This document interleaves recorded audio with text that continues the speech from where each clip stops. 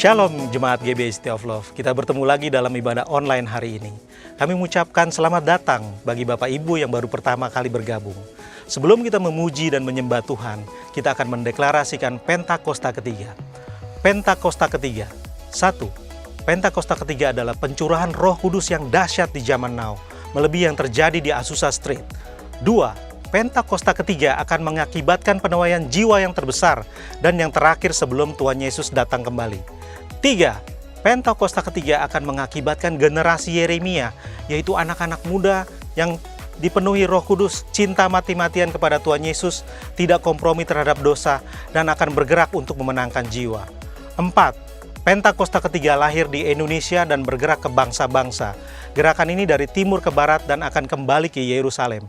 5. Pentakosta ketiga akan memberikan kuasa untuk menyelesaikan amanat agung, dan setelah itu Tuhan Yesus datang kembali. Selamat beribadah.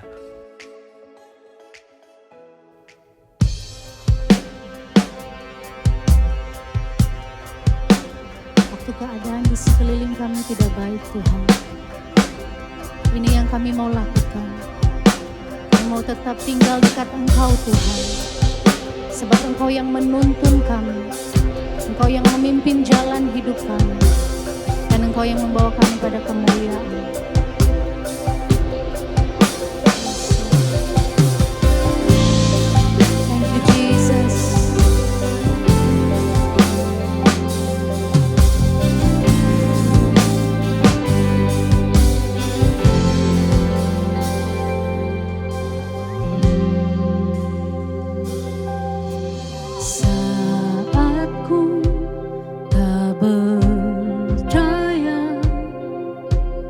Di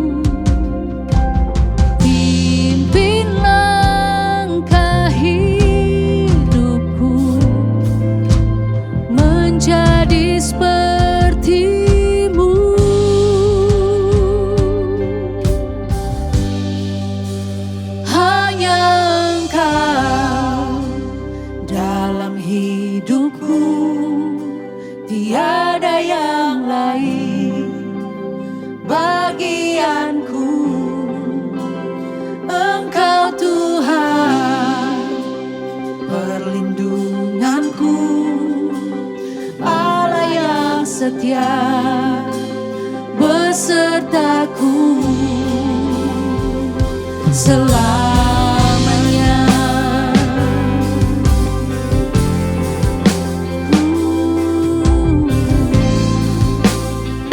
Kami aman di dalam-Mu Tuhan. Saat ku tak berdaya di dalam kekelaman, namun ku tak beranjak diam dekat hati-Mu. Erat genggam tangan-Mu,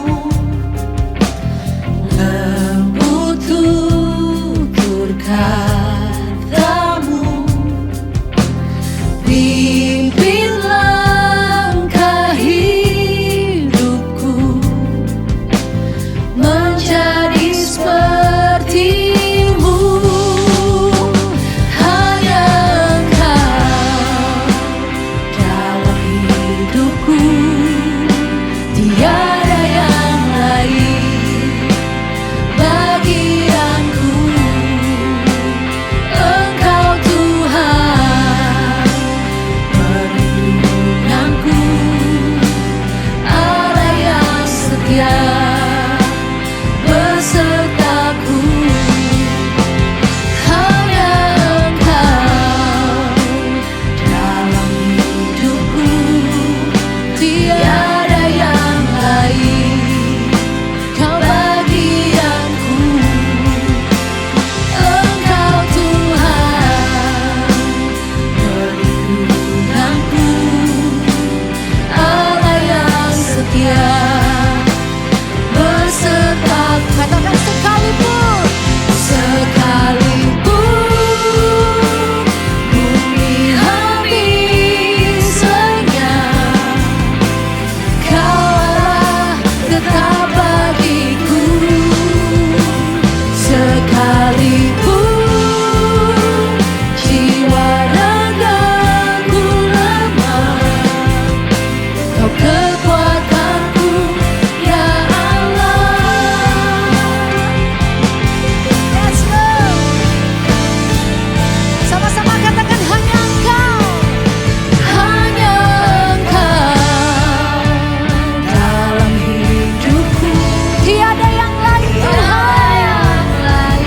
Engkau bagian kami selama-lamanya. Engkau Tuhan, Kau kekuatan kami Tuhan. Allah yang setia besertaku. Sekalipun bumi habis lenyap, Kau Allah tetap bagiku. Sekalipun jiwa ragaku lemah, Kau kekuatanku, ya Allah. Sekalipun bumi habis lenyap, Kau Allah tetap bagiku. Sekalipun jiwa ragaku lemah, Kau kekuatanku, ya Allah. Kau kekuatan kami Tuhan. Kekuatanku, Yes, ya Kekuatanku. kekuatanku, ya Allah.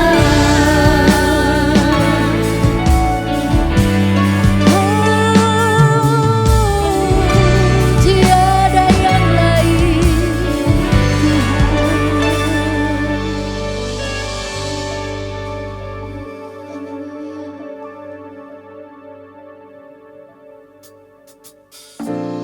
Kami tak akan pernah berhenti memuji dan memuliakan nama-Mu Yesus.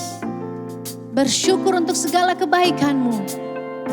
Kasih yang begitu besar, lebih kuat dari dosa. Kasih yang menemukanku, selamatkan dan pulihkanku.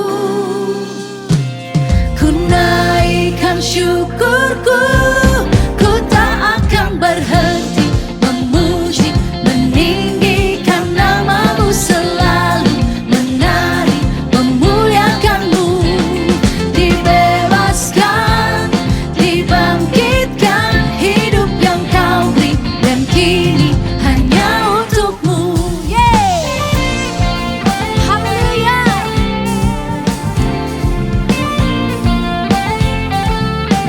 Mari sama-sama katakan, kasih yang begitu besar, lebih kuat dari dosa.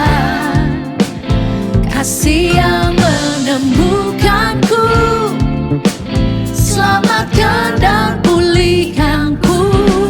Ku naikkan syukurku, naikkan syukurku. Ku tak akan berhenti memuji, meninggikan namamu, selalu menari, memuliakanmu. Kami dibebaskan, dibangkitkan, hidup yang kau beri, dan kini hanya untukmu. Haleluya. Thank you Jesus.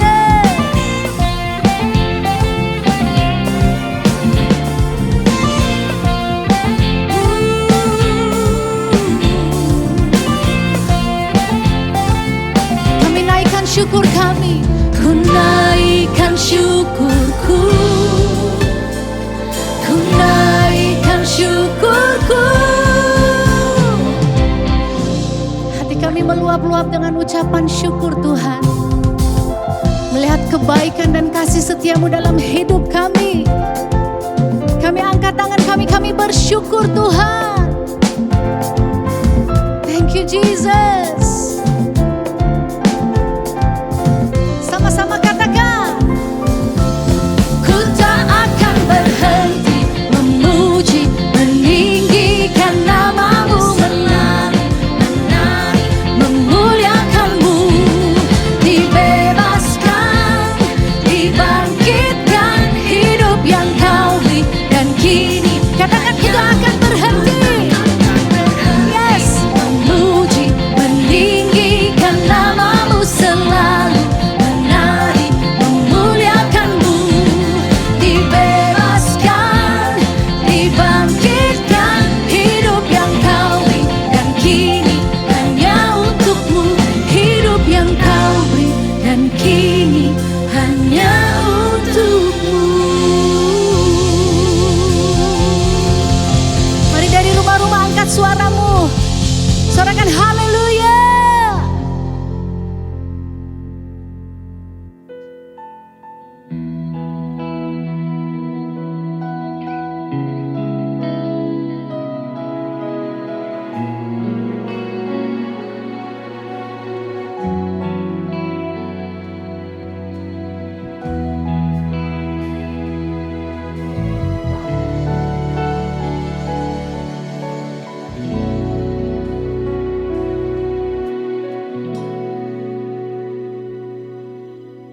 Sekalipun ku berjalan dalam lembah yang gelap, sekalipun badai menghadang di dalam hidupku, namun ku tak takut, sebab kemurahan-Mu sertaku sepanjang hidupku. Takkan berhenti, takkan menyerah, berharap dan berdoa, percaya firman-Nya, ku kan setia sampai akhir hidupku.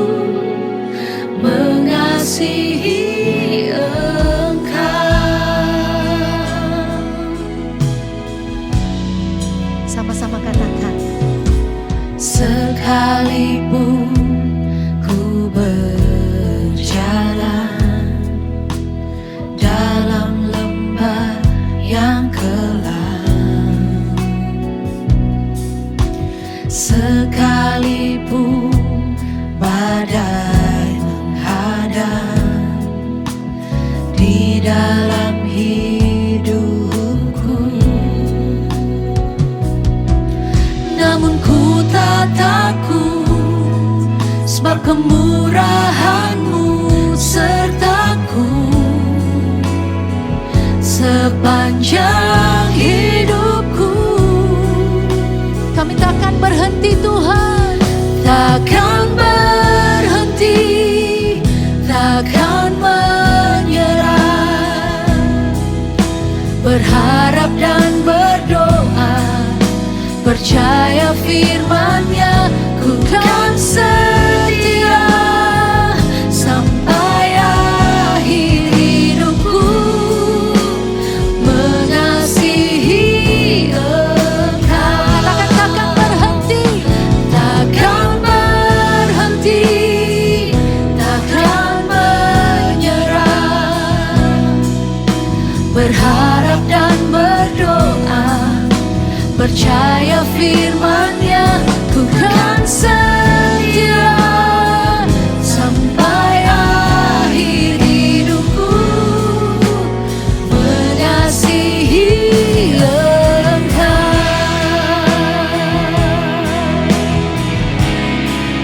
Kami takkan berhenti memuji-Mu, Yesus Tuhan, kekuatan kami, Yesus Tuhan, Kaulah segalanya. Haleluya, haleluya, haleluya. Kami bersyukur, anugerah-Mu cukup bagi kami Tuhan. Terima kasih. Haleluya. Namun ku tak takut, sebab kemurahan-Mu sertaku sepanjang hidupku. Namun ku tak takut, namun ku tak takut, sebab kemurahan-Mu sertaku sepanjang hidupku. Takkan berhenti, takkan berhenti, takkan menyerah, berharap dan berdoa, percaya firman-Nya, ku kan setia sampai akhir hidupku, mengasihi Engkau. Takkan berhenti, yes Lord. Kami takkan pernah menyerah Tuhan, berharap dan berdoa, percaya firman-Nya, ku kan setia sampai akhir hidupku, mengasihi Engkau, mengasihi Engkau, mengasihi Yesus.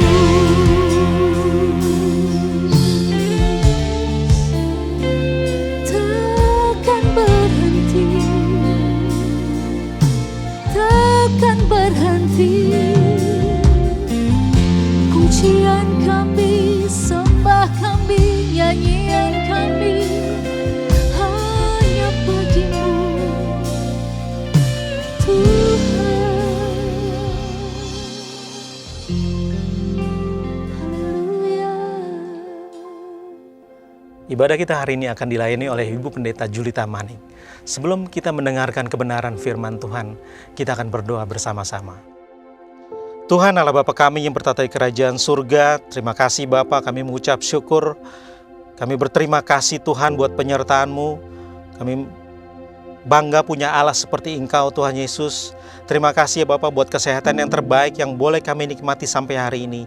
Nafas kehidupan yang boleh kami nikmati sampai hari ini Tuhan Yesus. Terima kasih Tuhan buat anak istri dan semuanya Tuhan, kerabat-kerabat kami diberikan kesehatan yang terbaik. Kami bangga bahwa Bapak punya Allah seperti Engkau. Bapak, kami berdoa buat keluarga jemaat GBI City of Love Tuhan Yesus, agar suami-suami menjadi suami-suami yang takut akan Tuhan, menjadi imam, raja, dan nabi yang sebenarnya Tuhan. Istri menjadi pohon anggur yang subur di dalam rumah tangga, anak-anak menjadi tunas pohon zaitun ya Bapak. Biar di Mazmur 128 terjadi nyata di dalam kehidupan keluarga jemaat GBI City of Love Tuhan Yesus. Kami berdoa Tuhan buat keluarga-keluarga yang sedang mengalami pergumulan-pergumulan hidup di masa pandemi ini. Tuhan berikan harapan, Tuhan berikan jalan keluar, Tuhan berikan kekuatan ya Bapak, untuk mereka bisa melewati masa-masa sulit ini Tuhan Yesus. Walaupun ini masa sulit, tapi keluarga jemaat GBI City of Love tetap percaya kebaikan Tuhan, bahwa Tuhan turut bekerja dalam segala sesuatu buat kehidupan keluarga jemaat GBI City of Love. Kami berdoa Tuhan Yesus buat Indonesia. Biarlah kemuliaan Tuhan itu nyata buat Indonesia Tuhan Yesus. Berkati Pak Jokowi, berkati Pak Ma'ruf Amin. Biarlah hikmat Tuhan turun atas ke mereka ya Bapak. Hikmat Tuhan turun ke atas para menteri dan juga para pejabat-pejabat untuk mengelola negara ini Tuhan Yesus. Berikan roh yang takut akan Tuhan buat mereka ya Bapak. Agar dari atas sampai ke bawah itu sesuai dengan kehendak-Mu Tuhan Yesus. Berkati Indonesia Tuhan Yesus, agar Indonesia bisa melewati masa-masa sulit ini Tuhan Yesus. Kami berdoa buat gembala yang terbaik yang kami punya, Pastor Timothy Abraham. Berkati pelayanannya Tuhan Yesus, berikan kekuatan buat beliau Tuhan.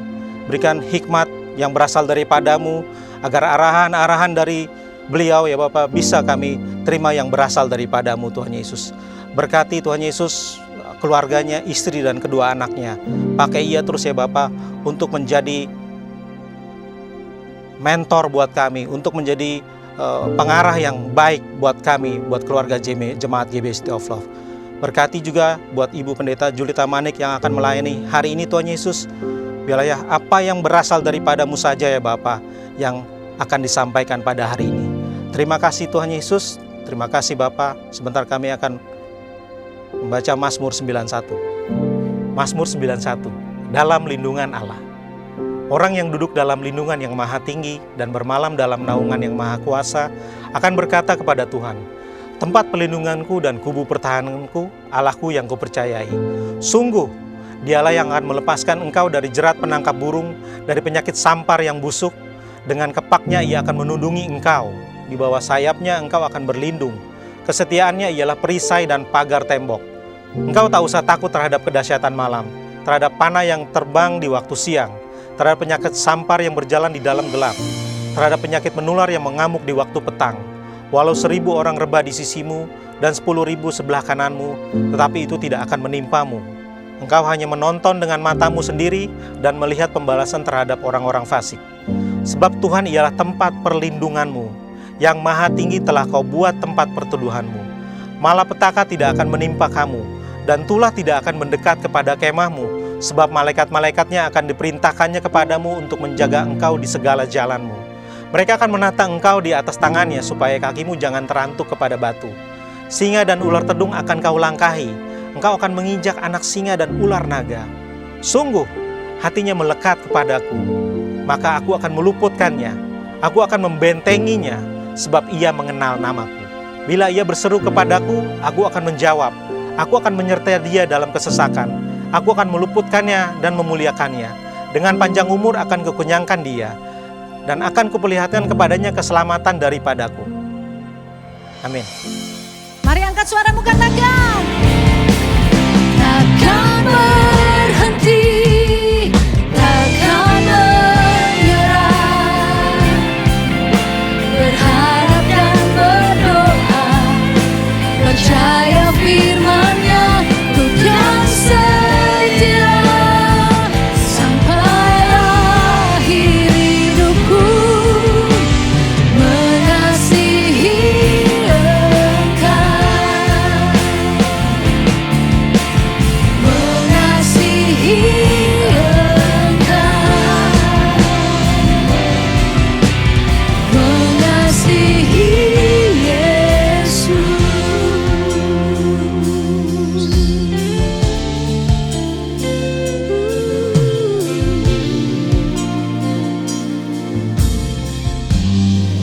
Jesus. Shalom Bapak Ibu Saudara terkasih di GBI City of Love. Ketemu lagi bersama-sama kita di dalam minggu yang penuh berkat. Hari Minggu yang penuh berkat, kita akan diberkati oleh firman Tuhan. Mari kita berdoa bersama-sama. Bapa di surga, Engkau yang menjamah hati kami, supaya kami bisa melalui semua hari-hari yang tidak mudah ini dengan penuh kemenangan, berjalan bersama-sama dengan Engkau. Engkau sendiri yang mewahyukan sesuai dengan kebutuhan kami masing-masing. Firman-Mu berkuasa mengubahkan, Firman-Mu berkuasa Tuhan untuk membuat terobosan, Firman-Mu berkuasa membawa kami dalam kehidupan yang penuh kemenangan. Di dalam nama Tuhan Yesus, bersama-sama kita katakan amin. Nah Bapak Ibu Saudaraku, puji Tuhan, tahun ini adalah tahun integritas ya bagi kita semuanya. Seringkali kalau orang bicara tentang integritas itu seperti bicara tentang sesuatu beban, sesuatu yang mungkin harus mengalami pengubahan drastis dalam hidup kita, sesuatu yang gak nyaman. Tapi percayalah, kalau gembala sidang kita mendapatkan hal ini, berarti ini adalah message dari Tuhan untuk suatu perubahan secara mendasar, secara menyeluruh dalam kehidupan kita. Supaya apa? Supaya kita mengalami hidup yang penuh dengan keberkatan. Nah saudara-saudaraku, hari ini sharing firman tentang remove the mask ya. Tentunya masker yang dimaksud ini bukan masker seperti gerakan di Amerika ya, waktu awal-awal menolak untuk memakai masker dalam rangka 3M itu ya, dalam rangka mengantisipasi penyebaran COVID-19. Tapi ini adalah masker topeng ya. Karena ketika Tuhan bicara tentang integritas, seringkali dia bicara dari antinya ya. Jadi kita lebih mudah nanti untuk mengenalinya. Dan ketika Tuhan bicara tentang anti integritas itu seperti apa, Tuhan selalu bicara tentang orang munafik, orang yang pakai topeng, orang yang hipokrit ya, hipokrit. Nah, orang yang memakai masker seperti zaman dulu ketika di teater-teater Yunani ya, mereka itu pemeran-pemerannya itu harus bisa memerankan segala macam peranan ketika acting. Jadi orang yang sama, misalnya dia seorang laki-laki, dia harus jadi perempuan, maka dia akan pakai topeng. Di belakang topeng dia adalah seorang pria, tapi di topeng yang dilihat oleh penonton dia adalah seorang wanita. Mungkin di balik topeng dia adalah seorang yang sedang tidak tersenyum, seorang yang susah, tapi dia pakai topeng, orang yang sedang tersenyum, orang yang gembira. Kalau itu di teater, di panggung, pertunjukan, itu oke. Ya, karena dia sedang menampilkan pertunjukan. Tapi kalau integritas itu bicara apa? Bukan performance, bukan pertunjukan, tetapi sesuatu yang tulus, sesuatu yang jujur, sesuatu yang ditampilkan. Dan apa yang ada di balik topeng dengan yang apa yang ada di dalam, apa yang ada di belakang itu sama dengan apa yang ada di depan, apa yang ada di luar. Jadi kalau kita mengatakan remove the mask, kenapa? Ini pesan penting buat gereja Tuhan ya. Yesus pun berkali-kali berkata, jangan pakai topeng, hai orang munafik. Nah firman Tuhan, ini pesan penting untuk gereja Tuhan. Dalam Efesus 4 ayat 1 berkata seperti ini. Karena ini pun bisa terjadi di gereja. Ini bukan hanya terjadi di dunia, orang-orang pakai topeng sehingga tidak menampilkan dirinya apa diri dia yang sebenarnya. Efesus 4 ayat 1 berkata, sebab itu aku menasihatkan kamu, aku orang yang dipenjarakan karena Tuhan. Ya. Aku, Paulus, yang dipenjarakan karena Tuhan, supaya hidupmu sebagai orang-orang yang telah dipanggil berpadanan dengan panggilan itu. Nah tentunya waktu Paulus menulis surat ini nggak mudah ya. Nilai-nilai yang dia percayai, yang dia lakukan, itulah yang membuat dia dipenjara. Sesuatu yang dia percayai menjadi sesuatu yang tertanam di dalam hati dan pikirannya, dan dia lakukan, artinya dia orang yang berintegritas, membuat dia dipenjara. Tapi di dalam keadaan dipenjara dia berkata seperti ini ya. Seperti apa yang sudah dia alami ya. Sesuatu keyakinan yang dapat dari Tuhan dan dia lakukan. Lakukan juga seperti itu. Kamu orang yang sudah dipanggil Tuhan, sudah ditebus oleh darah Tuhan. Kamu adalah imamat-imamat yang rajani.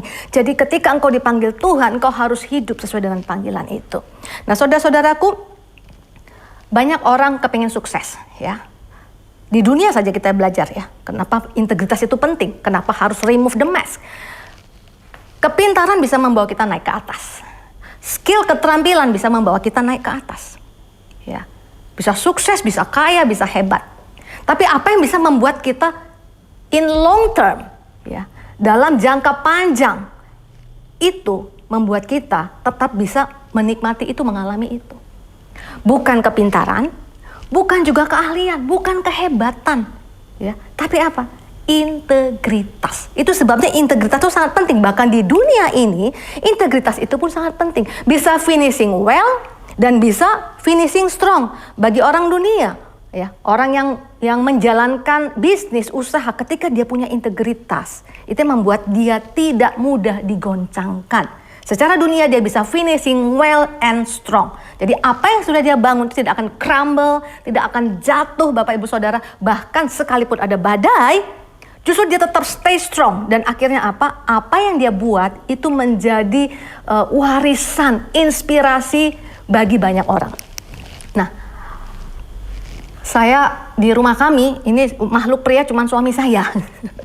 3 anak saya perempuan plus saya. Tapi hari-hari ini di rumah kami itu lagi euforianya NFL ya. Liga apa itu ya, sepak bolanya Amerika ya. Super Bowl ya. Jadi itu nama Tom Brady itu sering disebut, sampai saya nggak tahu siapa itu Tom Brady jadi tahu gitu ya. Tapi ini orang juga luar biasa ya. Itu orang yang punya integritas ya. Dia tidak hanya bermain dengan sepenuh hatinya ketika dia ada di klub yang besar ya. Dia bukan berusaha sungguh-sungguh kalau ketika dia under spotlight. Bahkan ketika dia mungkin sudah tidak diinginkan di klub lamanya, dia pindah ke klub yang kecil, dia dianggap tidak mampu lagi perform, dia tetap latihan di tempat area-area yang tidak kelihatan, dia tetap lakukan. Dan apa yang terjadi? Klub anak bawang jadi juara Super Bowl.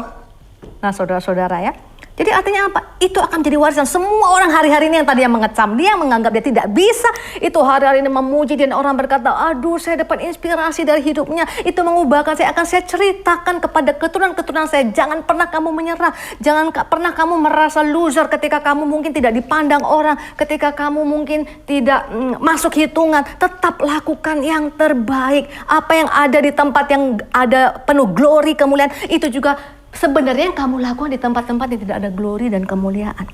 Itu orang dunia loh saudaraku. Jadi inspirasi. Bagaimana dengan anak Tuhan?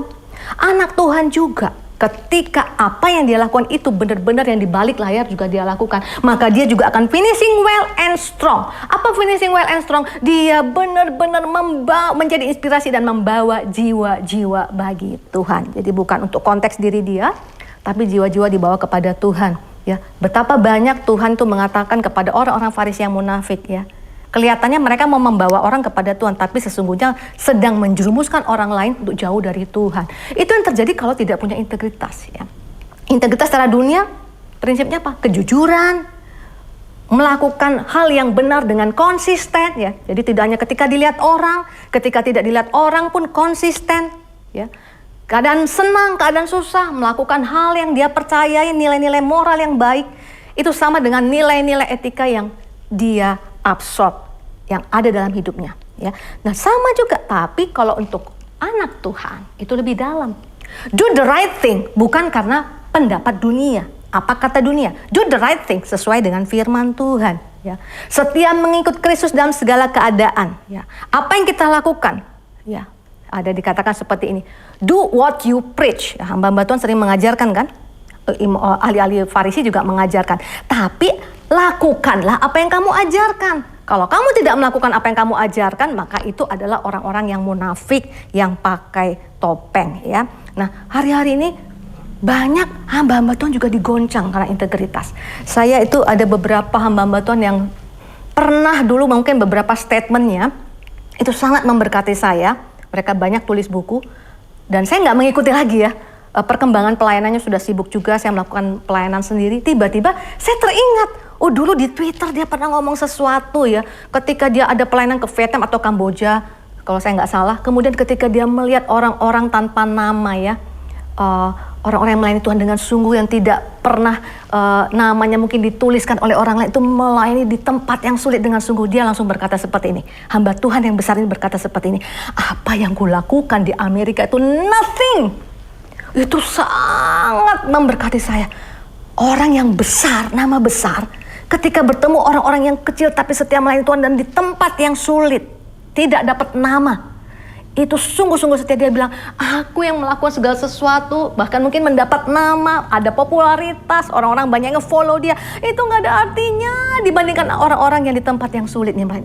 Itu memberkati saya sekali. Nah tiba-tiba saya teringat kepada nama ini. Saya pengen tahu, jangan-jangan ada lagi nih statement lainnya nih hari ini bisa menguatkan saya. Saya kaget sekali Bapak Ibu Saudara. Yang saya baca tidak ada lagi sesuatu yang baik tentang dirinya. Yang terbaca apa? Perbuatan asusila yang dilakukannya selama bertahun-tahun yang tiba-tiba terungkap.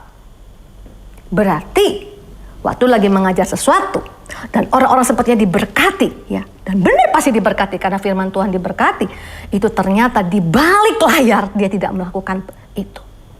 Mungkin dia mengajarkan jangan berzina, tapi di balik layar dia melakukan seperti itu. Ada berapa banyak orang akan kecewa Bapak Ibu Saudara dengan itu.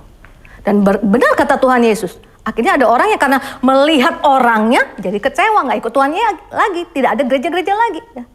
Jadi hari-hari ini kita perlu, ya, kita perlu mendekat kepada Tuhan, kita perlu integritas yang dari Tuhan. Karena itu membuat kita finishing well and finishing strong dan membawa banyak jiwa kepada Tuhan. Kenapa kita finishing well? Karena yang menjadi fondasi kita adalah Tuhan, yang menjadi perisai kita adalah Tuhan.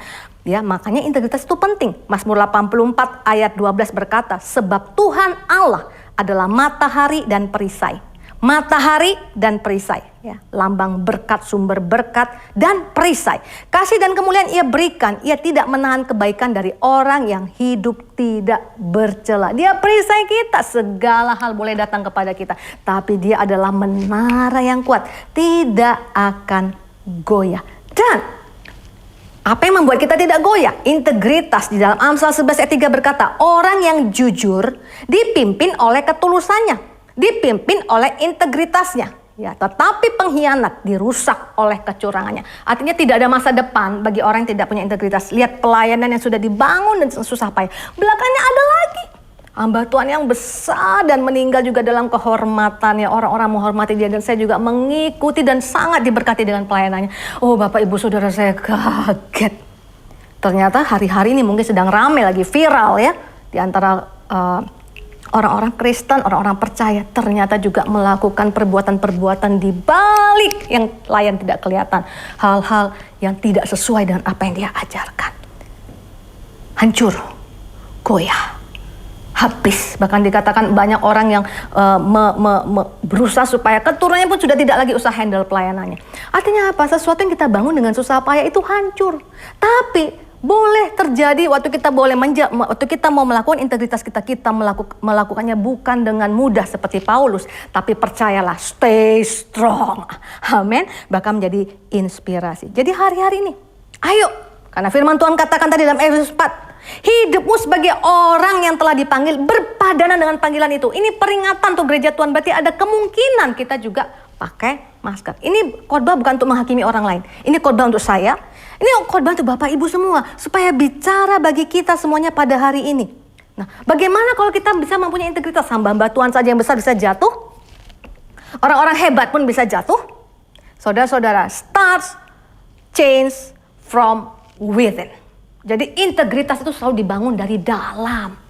Ya, dari dalam. Ya, kita lihat tokoh Daniel orang yang luar biasa integritas, ya. Dia tidak mau menajiskan dirinya dengan makanan-makanan orang fasik. Dia tidak mau menajiskan dirinya dengan cara hidup orang fasik. Tapi lihat, itu yang membuat dia naik ke atas. Dan sekalipun dia dilupakan bahkan oleh raja-raja berikutnya, tetap dia akan kembali. Dia akan dilihat karena apa? Integritas membuat orang itu stand out, membuat orang itu berbeda. Dan dalam ayat 4 berkata, ketika dia mengalami ancaman gua singa, maka Daniel ini melebihi, ya, para pejabat tinggi dan para wakil raja itu karena ia mempunyai roh yang luar biasa. Dan raja bermaksud untuk menempatkannya atas seluruh kerajaannya. Sudah hebat, mau dipromosikan lebih lagi. Berarti ini, waduh, stand out banget. Di antara semua orang pintar, semua orang hebat, semua orang berpangkat, Daniel itu melebihi semuanya. Apa yang membuat dia melebihi sehingga dia akan dipromosikan lebih lagi? Bukan intelektualnya, bukan karena kehebatannya. Betul dia mau pintar, ya, mungkin dia hebat, tapi bukan karena itu. Tapi karena kata-kata ini, karena ia mempunyai roh yang luar biasa, excellent spirit. Ya, jadi yang di dalamnya ini excellent, luar biasa, itu membuat dia di tempat-tempat yang tidak kelihatan pun pasti akan muncul. Amin. Jadi yang harus dibenarin apa? Kenapa ada orang-orang yang kelihatannya luar biasa, orang-orang Farisi yang mungkin hafal firman Tuhan, khotbahnya luar biasa, tapi kok di belakang layar nggak melakukan itu? Karena apa? Karena yang di dalam ini belum benar. Jadi yang diurusin yang outer, performance. Ya supaya hebat, supaya terpesona, jubahnya panjang, doanya panjang-panjang. Tapi yang di dalamnya nggak benar. Jadi kalau kita mau kita lebih lagi mengalami semua hal yang baik Tuhan rencanakan dalam hidup kita. Ayo, ini tahun integritas, tahun berbenah dari dalam. Ya. Daniel 6 ayat 5 kita lanjutkan. Kemudian para pejabat tinggi dan wakil raja itu mencari alasan dakwaan terhadap Daniel dalam hal pemerintahan, tetapi mereka tidak mendapatkan alasan, occasion dalam bahasa Inggrisnya. Dalam konkordasi Alkitab dikatakan tidak ada affair, tidak ada kepalsuan, ya. Jadi tidak ditemukan. Tetapi mereka tidak mendapatkan alasan, kepalsuan, affair apapun atau sesuatu kesalahan. Atau dikatakan korupsi, ya, sebab ia setia dan tidak ada didapati sesuatu kelalaian atau sesuatu kesalahan padanya. Dia setia terhadap apa? Nilai-nilai dari firman Tuhan yang dia percaya sehingga membuat dia stand firm. Ini modalnya Bapak Ibu Saudara. Ini yang harus dibangun, ya.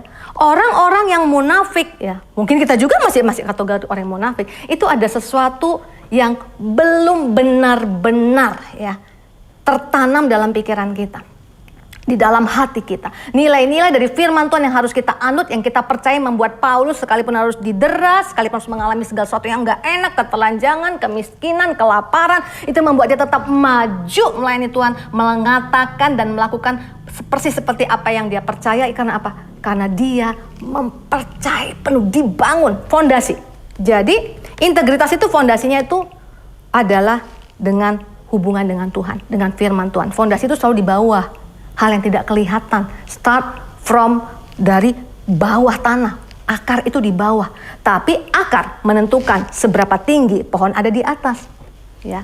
Fondasi itu menentukan. Ya. Saya pernah baca dulu, pernah jadi Birds Tower di Dubai itu pernah menjadi bangunan tertinggi. Ya. Fondasinya kalau nggak salah sekitar 50 meter. Jadi orang terpesona kan lihat yang tingginya itu ya. Bangunan tingginya itu. Tapi orang tidak tahu yang membuat bangunan tinggi itu bisa berdiri di atas tanah itu adalah fondasi yang 50 meter. Kalau tidak ada 50 meter nggak bisa menopang bangunan setinggi itu. Akibatnya apa? Jatuh, hancur. Berapa banyak di Jakarta bangunan-bangunan jadi miring, ya. Bangunan-bangunan yang megah tapi tidak bertahan lama. Karena apa? Fondasinya nggak benar. Ya. Tapi Daniel ini seperti Daud, ya. Daniel itu seperti Daud. Seseorang yang benar-benar mau dibangun di dalam itu harus tahu bahwa kepuasannya itu hanya Tuhan. Nggak ada lagi nilai lain lebih dari itu. Ya. Daud berkata dalam kebenaran, ya nanti Bapak Ibu Saudara bisa lihat itu. Tetapi aku, Mazmur 17 ayat 15, dalam kebenaran akan kupandang wajahmu. Dalam kebenaran itu aletheia firman Tuhan. Akan kupandang wajahmu dan pada waktu bangun aku akan menjadi puas dengan rupamu. Tuhan number one. Tuhan segalanya. Tuhan yang terutama. Kalau Bapak Ibu Saudara membangun atas pemikiran seperti itu, maka Bapak Ibu Saudara akan terima firman Tuhan, lahap semuanya. Ini yang terutama, gak ada lagi. Di luar itu tidak ada yang terutama. Kenapa? Semua yang di atas muka bumi ini akan lenyap, akan punah. Ya. Semuanya, kecuali firman Tuhan.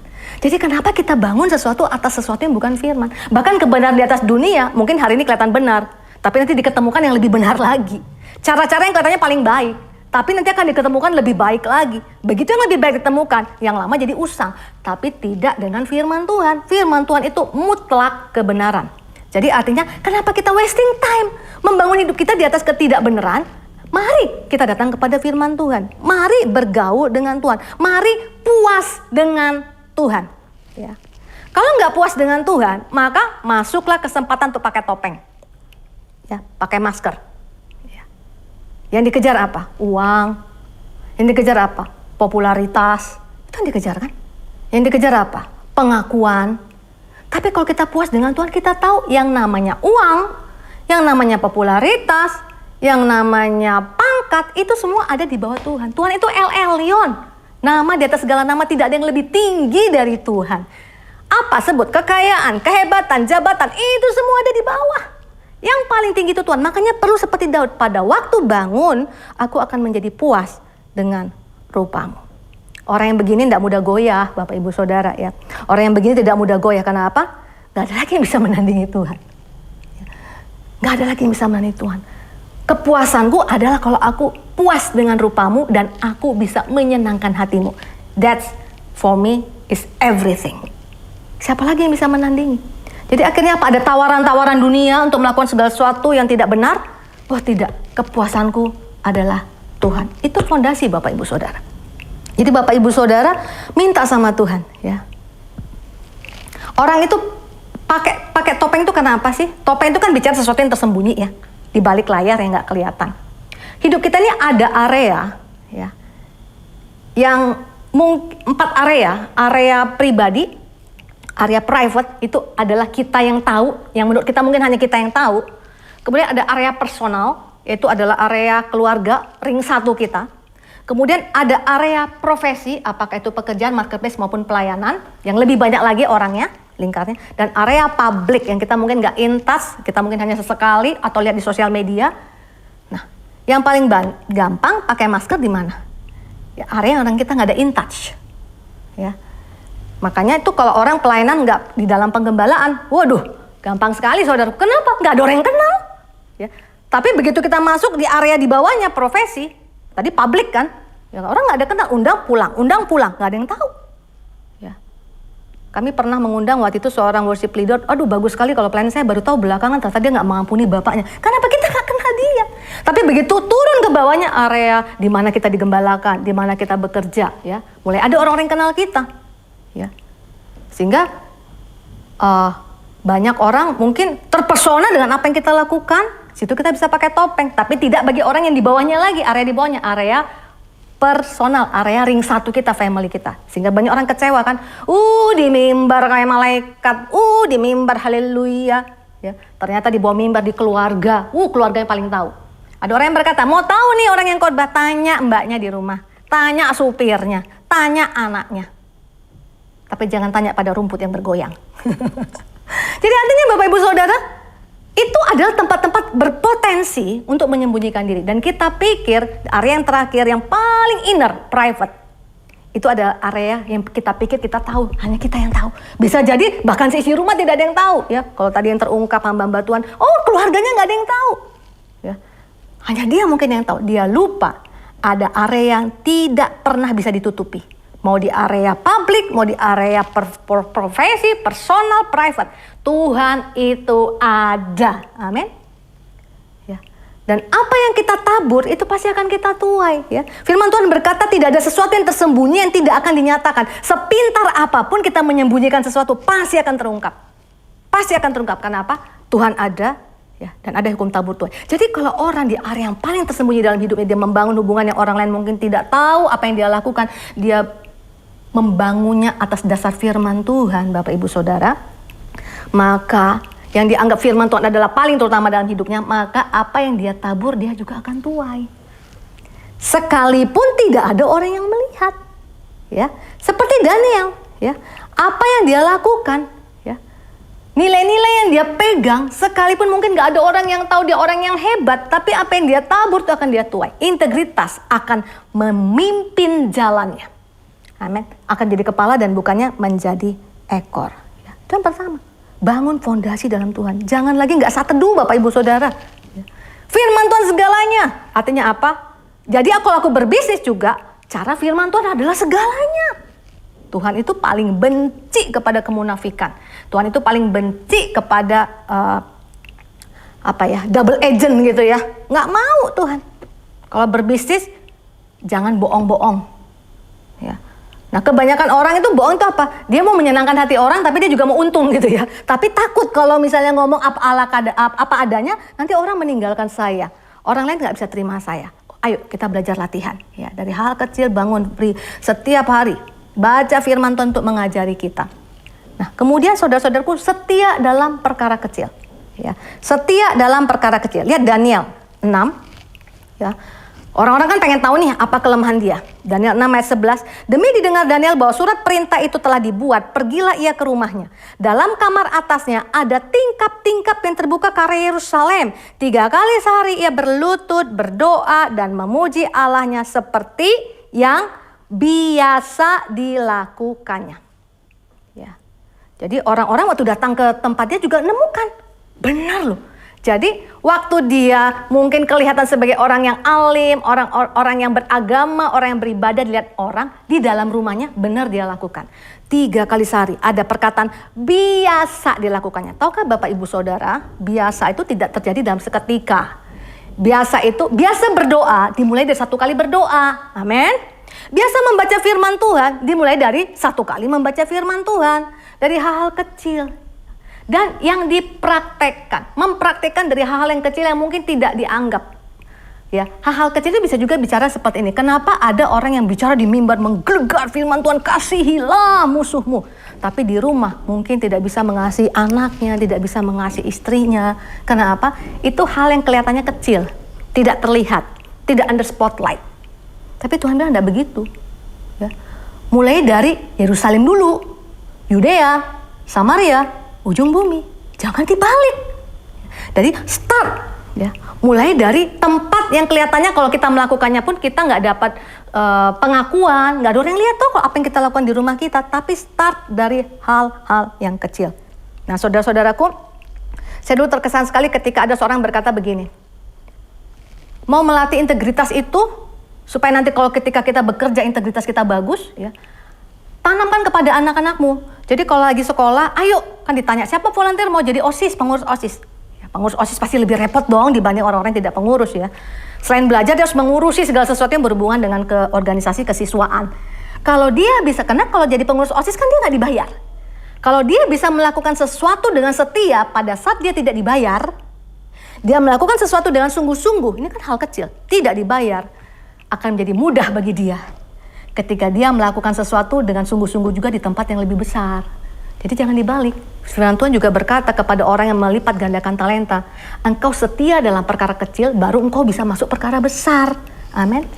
Kan gak mudah saudara, ketika kita punya banyak value yang gak benar, kita jadi anak Tuhan, kita sudah dimurnikan, tapi banyak nilai-nilai kita yang gak benar, yang sudah biasa kita lakukan. Ayo mulai kikis.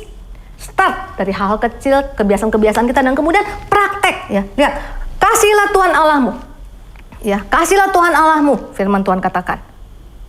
Dan itu yang terutama. Tapi ada juga hukum yang utama yang sama dengan itu, kasihilah sesamamu manusia. Karena firman Tuhan berkata, hai orang munafik, percuma kalau engkau melayani orang lain, wah hebat, kelihatan memberi di pelayanan, tapi engkau menelantarkan keluargamu. Ya, mengasihi orang lain tapi di rumah gak kelihatan. Kata Tuhan, percuma, no way. Mengapa kita melakukan kegiatan yang percuma, saudaraku? Saya nggak mau. Saya mau melakukan hal yang Tuhan bisa perhitungkan, yang mendatangkan upah. Engkau dipuji, oke, kamu udah dapat upahmu dari orang lain memujimu, tapi di hadapan Tuhan nggak dapat upah. Kenapa? Rontok, runtuh. Membuat mujizat demi nama Yesus, orang lain disembuhkan. Tapi ketika datang kepada Tuhan, Tuhan bilang, I don't know you. Wah, sayang sekali Bapak Ibu Saudara. Lakukan dari hal-hal yang kecil. Jadi hal yang kecil itu bicara begini, aku melakukannya karena ini yang ku percaya. Ya. Ini nilai-nilai dari firman Tuhan yang ku percaya. Sekalipun orang gak ada lihat, aku mau lakukan itu. Latihan dari hal seperti itu. Ya, praktek sesudah diri kita, praktek kepada orang-orang di sekeliling kita. Jangan langsung nembak langsung keluar sana, kemudian yang dibawa dalam sini gak dibenahi. Nah Bapak Ibu Saudara, ya, Daniel itu berdoa seperti biasa yang dilakukannya. Jadi dia berkata seperti begini, I worship God because this is who I am. I am a worshiper. I worship God because this is who I am. Ini jati diriku.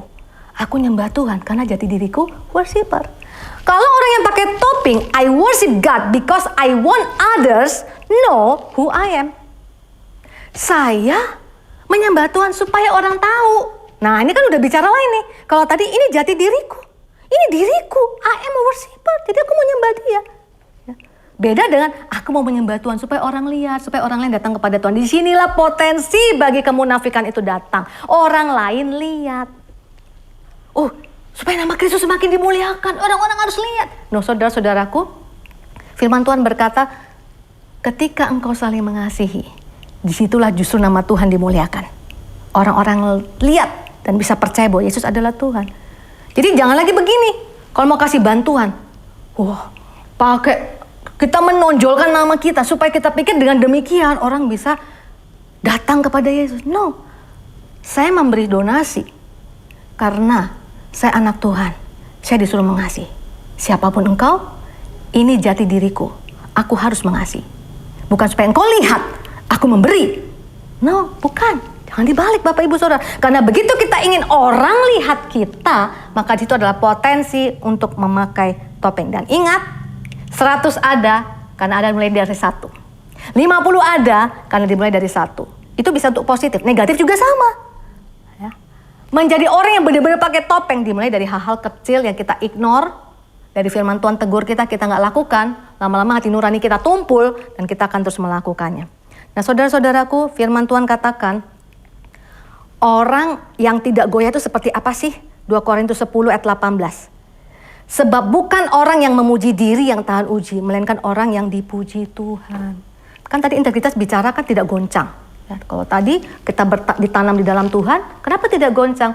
Kalau kita ditanam di dalam Tuhan, yang poin pertama, maka apa? Itu seperti fondasi yang batu karang. Mau ada hujan, mau ada banjir, mau ada angin, tidak akan goyah. Mau ada COVID, mau ada yang lebih parah dari COVID, ya, hantaman fisik, sakit penyakit, hantaman ekonomi, mau apapun menghantam, tidak akan goyah. Karena apa? Dia adalah menara perlindungan. Dia adalah batu karang kita yang teguh. Tapi kalau orang yang tidak melakukan, ya, mungkin tahu firman tapi tidak melakukan, itu seperti dari pasir. Sama. Ya. Ketika kita mulai dari hal-hal yang kecil, bukan untuk dipuji orang lain, tapi untuk kita berkenan di hadapan Tuhan. Bukan orang yang memuji diri, bukan orang yang orang memuji diri ya, dilihat orang, waduh saya hebat ya. Aku tidak seperti orang yang berdosa itu, kata orang Farisi kan.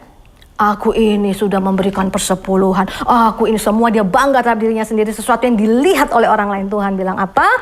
Orang yang tersebut tidak tahan uji. Ini anti integritas Bapak Ibu Saudara. Bagian yang terakhir. Tadi pertama ingat, start from within. Inner dulu baru outer. Firman Tuhan bilang, kamu cuci pinggan di luar, dalamnya enggak dibersihkan. From inner to outer. Jangan dibalik. Yang kedua, start from little thing. Ya, lakukan kesetiaan dalam hal yang kecil, maka Tuhan akan bawa kita lebih setia lagi dalam hal yang besar. Yang terakhir, it's not about perfection but progress. Karena banyak kali orang berpikir integritas itu hal perfect ya. Itu jauh dari saya, nggak mungkin saya mengalaminya. Tapi hari ini firman Tuhan mau mengajar kita. It's not about perfection, kesempurnaan, but progress. Ya, 2 Korintus 3:18. Dan kita semua mencerminkan kemuliaan Tuhan dengan muka yang tidak berselubung. Katakan bersama, muka yang tidak berselubung. Dan karena kemuliaan itu datangnya dari Tuhan yang adalah roh, maka kita diubah, change ya, menjadi serupa dengan gambarnya dalam kemuliaan yang semakin besar. Kemuliaan yang mengalami progres dalam kehidupan kita. Tapi dengan apa? Muka yang tidak berselubung ya. Jadi apa yang kelihatan itulah apa adanya. Ya, tapi itu memancarkan kemuliaan Tuhan ya. Nah, yang dilupakan tuh ayat 13-nya. Kita sering sekali membaca ayat 18, kita skip ayat 13-nya. Ya, ayat 13 itu bicara apa sih? Tidak seperti Musa yang menyelubungi mukanya supaya mata orang-orang Israel jangan melihat hilangnya cahaya yang sementara itu. Jadi Musa itu pakai selubung, kenapa? Mukanya itu bersinar. Bersinar apa? Kemuliaan Tuhan. Dari mana dia dapat itu? Ketika dia spend time dengan Tuhan, dia berkomunikasi, dia membangun hubungan dengan Tuhan, dia turun gunung, wajahnya penuh kemuliaan. Sehingga dia pakai selubung. Ya. Karena orang Israel tahu wajahnya memancarkan kemuliaan. Supaya ketika sinar itu pudar, maka tidak ketahuan. Nah, luar biasanya kita. Kita nggak mesti naik gunung Sinai dulu baru bisa ngalami kemuliaan Tuhan. Amin. Tapi apa? Ketika kita sudah menjadi anak Tuhan ya, tabir itu sudah terbelah, kita bisa masuk ke dalam sampai ruangan maha suci. Every time, every second kita bisa bersekutu dengan Tuhan. Ada kemuliaan Tuhan yang akan dipancarkan melalui kehidupan kita, Bapak Ibu Saudara. Jangan lagi pakai topeng, jangan lagi pakai masker. Kenapa? Masker, topeng itu membuat sinar kemuliaan itu terhalang dalam hidup kita. Apa yang mau Tuhan lakukan jadi terhalang. Ya. Berapa kali itu dalam scene, dalam movie, dalam film, itu suka dilukiskan orang yang di bawah gua ya, terjebak di gua, semuanya gelap. Sampai kemudian dia melihat ada sedikit lubang dan dari lubang itu kelihatan ada sinar matahari. Nah, saya mau tanyakan, sinar yang tidak kelihatan yang membuat kelihatan semua gelap itu apakah sinar yang kecil? Apakah hanya sebesar lubang itu saja? Sinar itu besar sekali Bapak Ibu Saudara. Tapi terhalang karena apa? Karena hanya lubang untuk memancarkan sinar itu kecil sekali. Yang semuanya itu under mesh. Ada selubung. Sama dengan kita.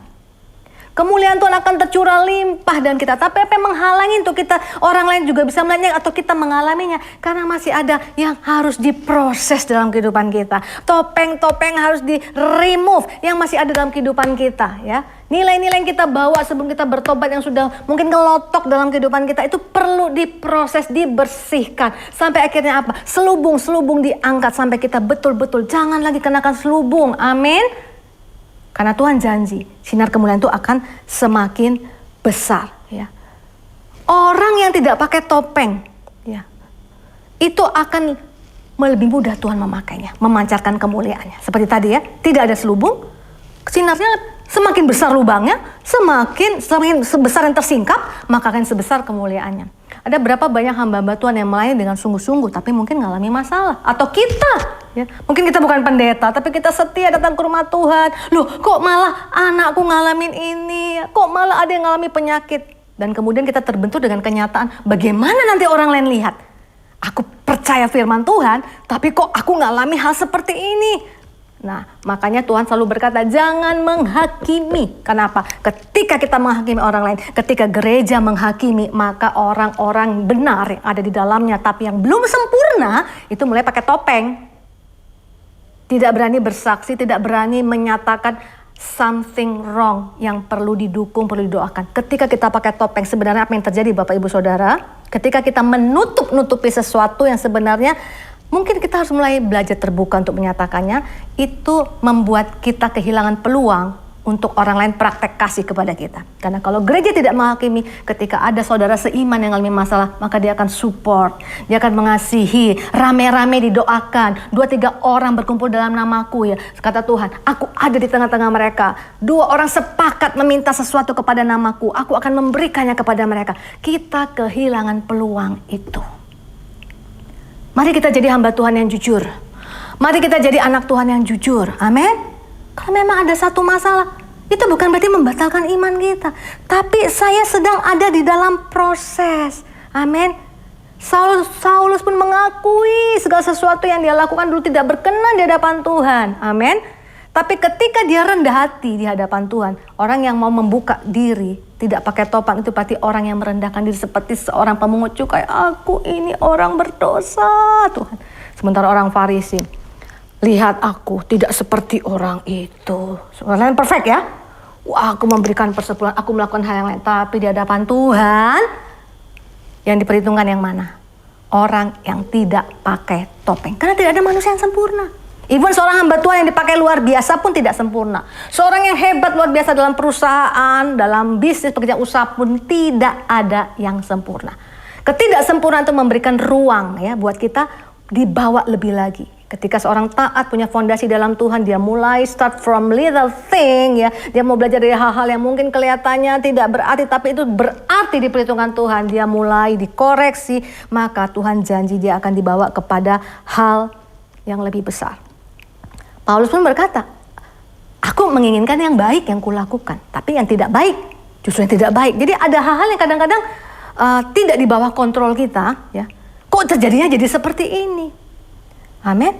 Oleh sebab itu, mari belajar terbuka di hadapan Tuhan.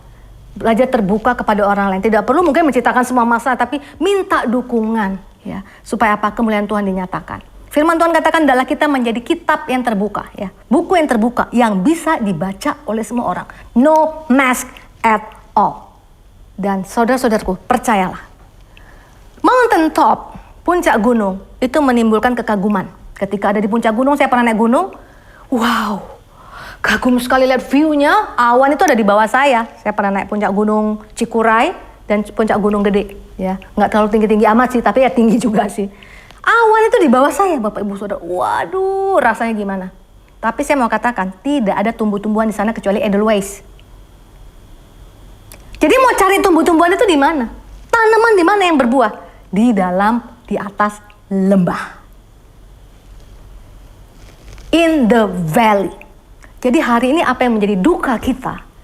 Ketika kita terbuka di hadapan Tuhan, ketika kita mau men-sharingkan, minta dukungan dari saudara seiman, itu kelak kemudian mungkin akan menjadi kesembuhan bagi orang lain. Tuhan Yesus datang, kenapa tidak boleh menghakimi? Itu untuk orang yang sakit, orang yang stres, orang yang terluka, orang yang berbeban berat. Siapa kita untuk menghalangi orang-orang yang seperti itu, yang mengakui keberadaannya dan kemudian kita mengatakan, oh kamu tidak berkenan di hadapan Tuhan. Tuhan Yesus datang bagi kita semuanya yang sakit, yang stres, yang memerlukan kesembuhan, yang memerlukan pemulihan. Dan nama Tuhan dimuliakan. Hari-hari ini mungkin kesesakan Bapak Ibu Saudara, jangan pakai topeng. Bisa jadi inspirasi bagi orang lain untuk mengalami kesembuhan yang sama. Sebab itu rugi sekali kalau kita pakai topeng. Ya, stop pakai topeng. Buang jauh-jauh topeng itu.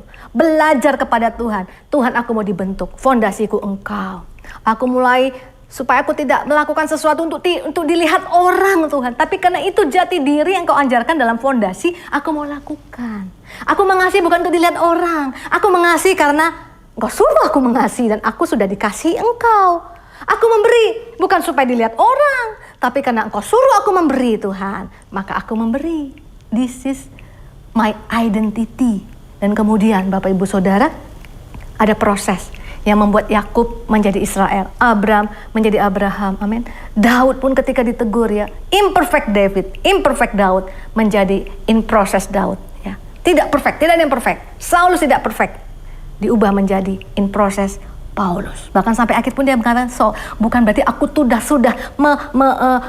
semua memperolehnya. Waduh, very very humble Bapak Ibu Saudara. Tidak pakai topeng, apa adanya.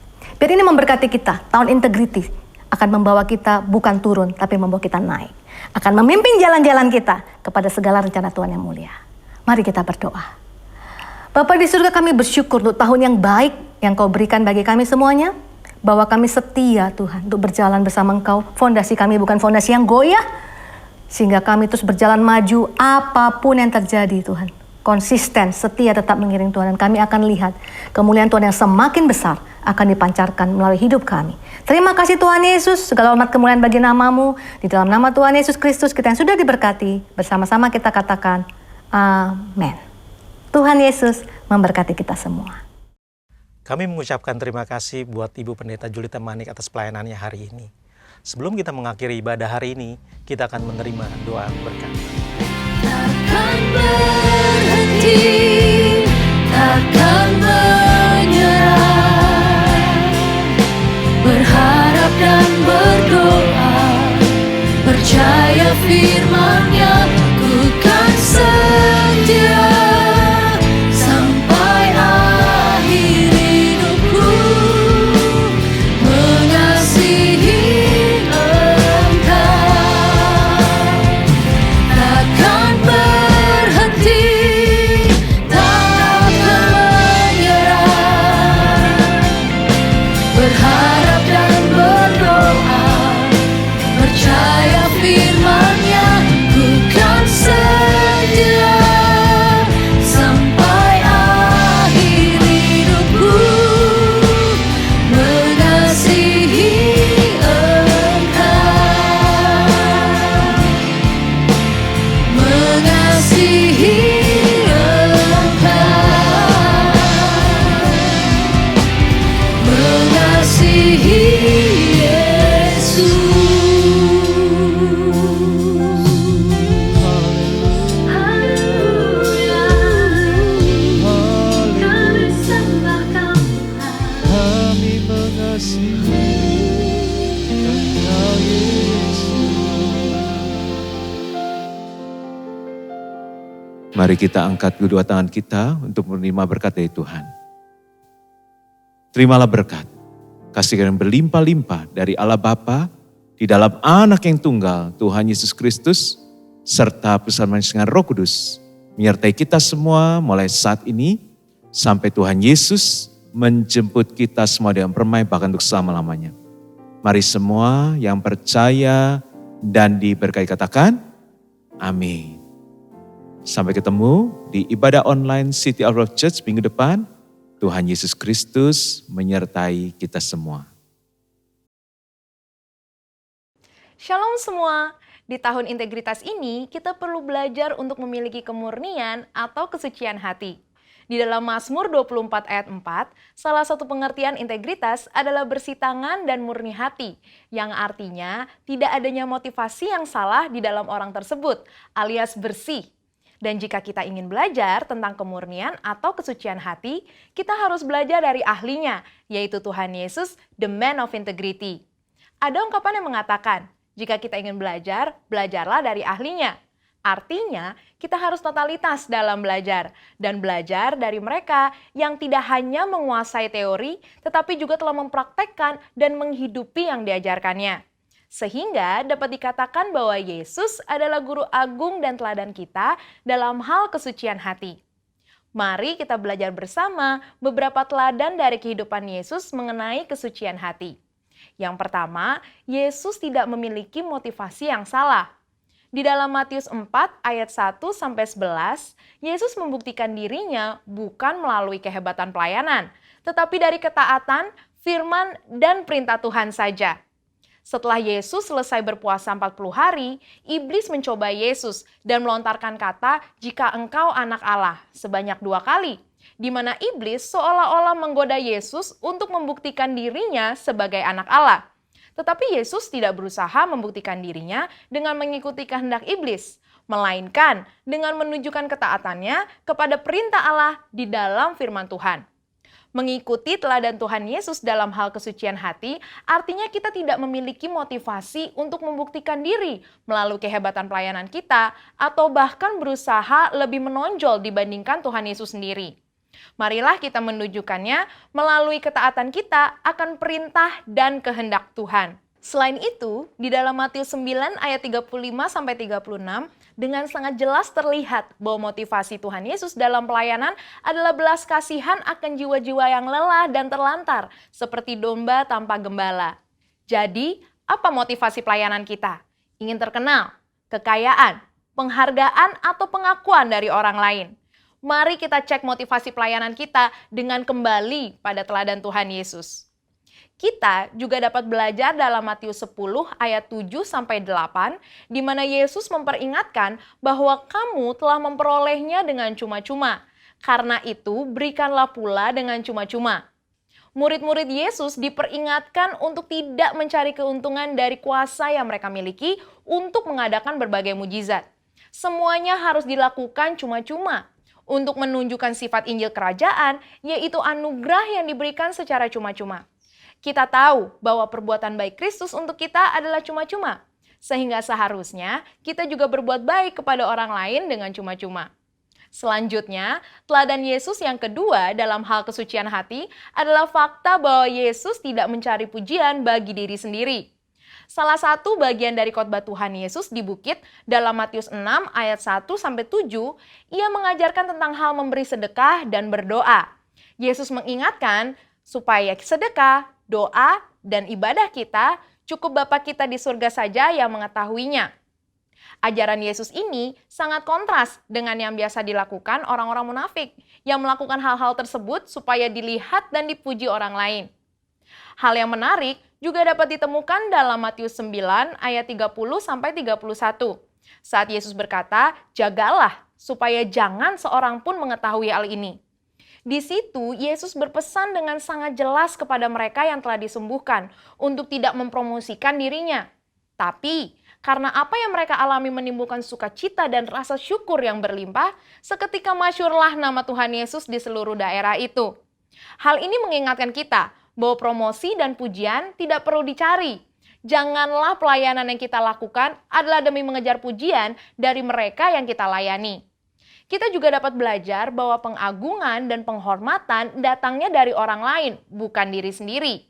Dalam Matius 17 ayat 9, Petrus, Yakobus, dan Yohanes menjadi saksi keistimewaan pribadi Yesus. Ketika Yesus dimuliakan, bahkan dikunjungi oleh Musa dan Elia.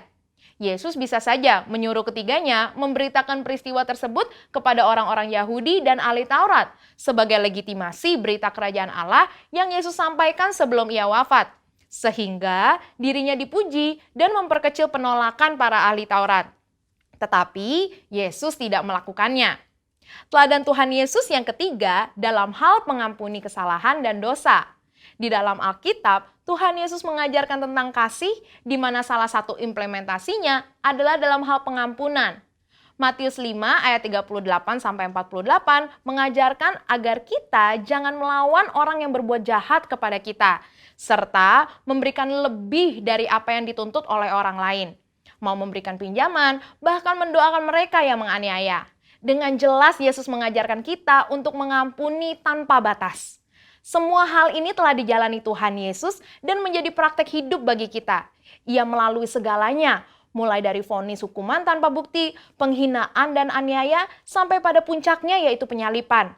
Namun walaupun demikian, kita tahu di dalam Lukas 23 ayat 34, Tuhan Yesus tetap berkata, "Ya Bapa, ampunilah mereka, sebab mereka tidak tahu apa yang mereka perbuat."